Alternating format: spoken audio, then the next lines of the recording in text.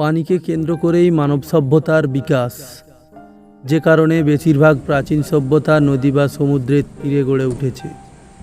আবার বিভিন্ন প্রাকৃতিক দুর্যোগে এই পানি গিলে খেয়েছে প্রাচীনে অনেক শহরকে। পানির নিচে এগুলোর খোঁজ পাওয়া গেলেও অনেক কিছুই অজানা আছে আমাদের। অদ্ভুত পৃথিবীর এই পর্বে আমরা পানির নিচে থাকা সেই শহরের ব্যাপারেই আজ জানব। ইতিহাসের পাতা থেকে উঠে আসা এসব শহরের রহস্য কিন্তু বেশ নজর কাড়া। কেউ জানে না ঠিক কেন পানির নিচে ডুবে আছে একটি পুরো শহর। কেউ জানে না কখন হয়েছিল এমন শহরের উৎপত্তি। শুধু জানে শহর কেবল আকাশের নিচেই নয়, পানির নিচেও আছে। আজ আমরা এমনই একটি শহর হারিয়ে যাওয়ার গল্প শুনব। পশ্চিম কিউবার কাছে সমুদ্রের 2000 ফিট নিচে একটি শহর লুকিয়ে আছে।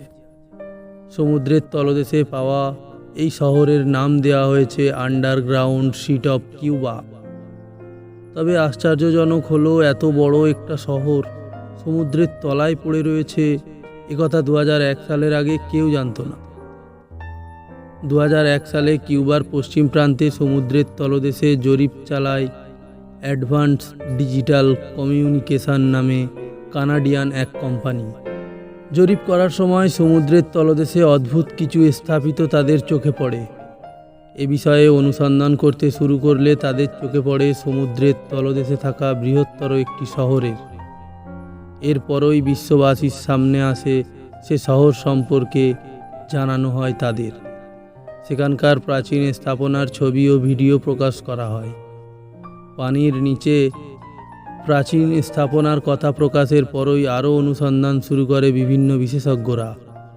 তাদের অনুসন্ধানে সেখানে খুঁজে পাওয়া যায় পিরামিড, বাড়িঘর, বারান্দা, রাস্তাঘাট থেকে শুরু করে আরও নানান উন্নত স্থাপনা।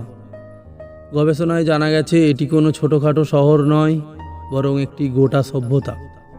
মাটির আকৃতি দেখে জানা যায় এটা একসময় মাটির উপরের সভ্যতা গড়ে উঠলেও কোনো কারণে সমুদ্রের তলদেশে চলে যায়।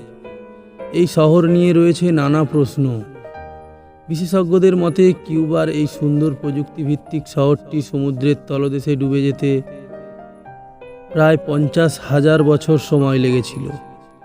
অথচ এত বছর আগে উন্নত প্রযুক্তি বা চিন্তাভাবনা কিভাবে করেছিল সেই সময়ের মানুষেরা?